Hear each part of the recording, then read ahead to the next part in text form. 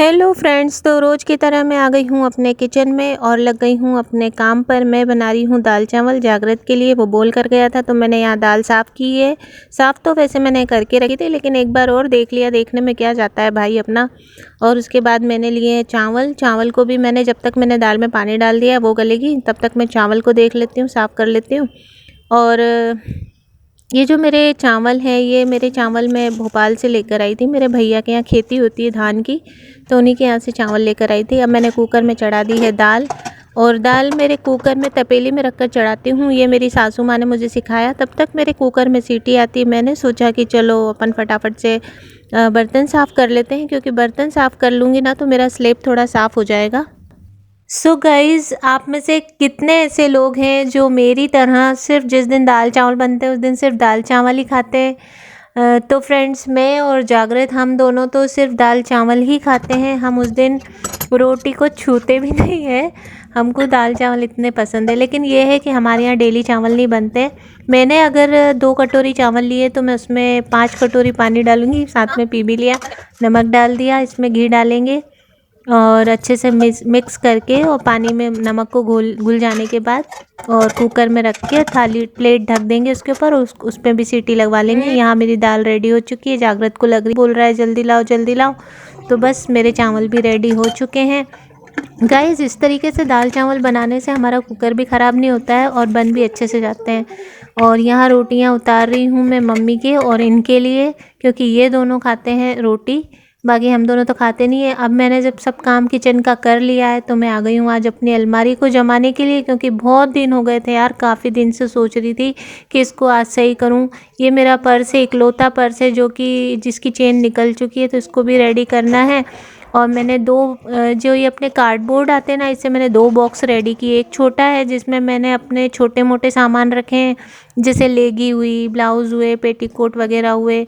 और एक बड़ा बॉक्स है जिसमें मैंने रखे हैं अपनी साड़ियाँ, जो मैं डेली यूज़ के लिए पहनती हूँ वो।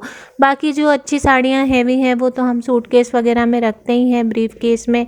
और यहाँ मेरे जागृत के कपड़े जम रहे हैं, और इनको कितना भी अच्छे से सहेज के रखो, कितना ही अच्छा जमा लो, 2 दिन के बाद अलमारी की हालत देखने लायक होती है। ये तो आप सब जानते हैं, हर घर में ये कहानी है कि हम इसको जमाते हैं और वो फिर वैसे की वैसी हो जाती है। आज मैं भी यही कर रही हूँ कि जो डेली डेली पहनने वाले कपड़े हैं उनको बिल्कुल एक तरफ कर दूँगी, और जो मैं रेयर कभी कभी पहनती हूँ उनको एक तरफ कर दूँगी। लेकिन देखना, वो फिर भी 2-4 दिन में कहीं ना कहीं मिक्स हो ही जाते हैं। कितना भी तरीके से जमा लो, कितनी ही दिमाग लगा लो, लेकिन वो फिर भी वैसे कपड़े हो ही जाते हैं। ऐसा पता नहीं क्या होता है।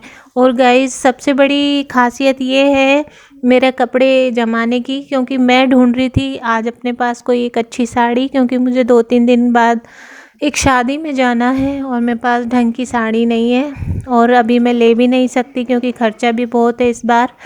तो यार, पता नहीं, समझ ही नहीं आ रहा है कि मतलब कौन सी साड़ी पहन के जाऊंगी, क्या करूंगी, क्योंकि वही वही साड़ी रिपीट कर रही हूँ मैं 2-4 बार से। पर अब क्या करूँ, अब वो तो परेशानी है। तो ठीक है, कोई बात नहीं, मैं मैनेज करूँगी। तो बस इसीलिए मेरा थोड़ा सा मूड ख़राब हो रहा था कि यार क्या करूँ क्या करूँ। तो यहाँ पर मैंने सब छांटा बीनी कर ली है, अच्छे कपड़े सब एक तरफ कर दिए हैं, और जो नहीं पहनती हूँ बिल्कुल ही बंद ही कर दिए, वो भी घुसे हुए थे इसमें, तो उनको भी मैंने निकाल के अलग कर दिया कि अब जब इनको पहनना ही नहीं है तो इनको बिल्कुल ही अलग कर देते हैं। तो उनको तो बिल्कुल ही अलग कर दिया मैंने।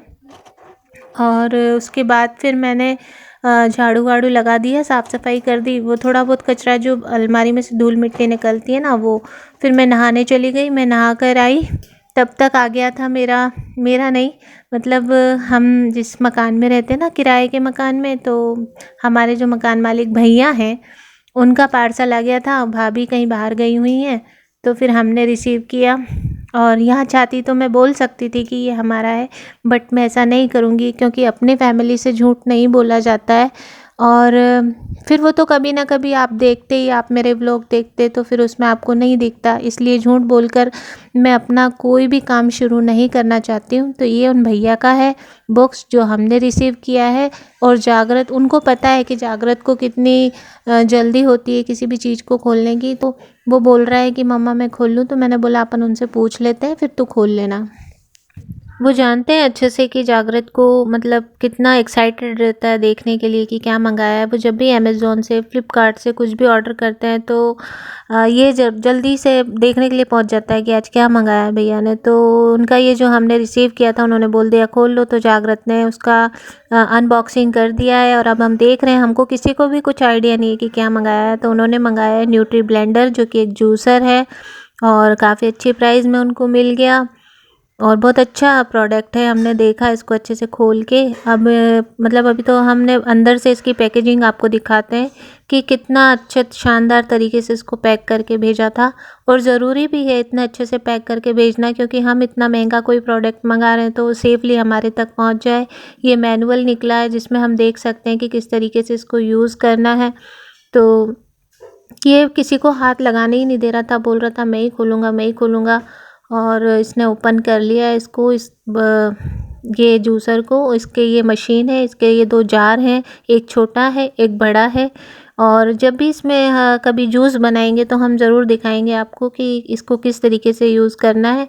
अभी तो हम वापस से इसको जैसा था वैसा ही रख देते हैं, क्योंकि हमको वापस देकर भी आना है। तो जागृत ही जाएगा देने। उसके बाद मैं लग गई हूँ वापस अपने काम में, क्योंकि मुझे खाना बनाना था वापस से शाम का। तो खाना वाना खा पी कर हम दोनों माँ बेटे ने इसको थोड़ा बहुत पढ़ाया मैंने, क्योंकि ये पढ़ता लिखता नहीं है, एग्ज़ाम बिल्कुल पास आ रहे हैं। तो इसको पढ़ाया, पढ़ने के बाद इसने थोड़ी बहुत मस्ती की मेरे साथ, फिर ये सो गया क्योंकि सुबह फिर जल्दी उठाना है।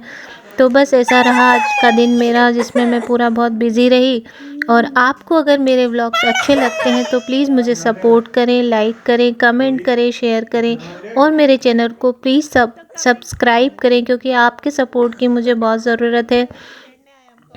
और ज़्यादा से ज़्यादा आप कमेंट करें, आप क्या देखना चाहते हैं आप मुझे बताएं, ताकि मैं आपके लिए वैसे ही वीडियो ला सकूं। Thanks for watching.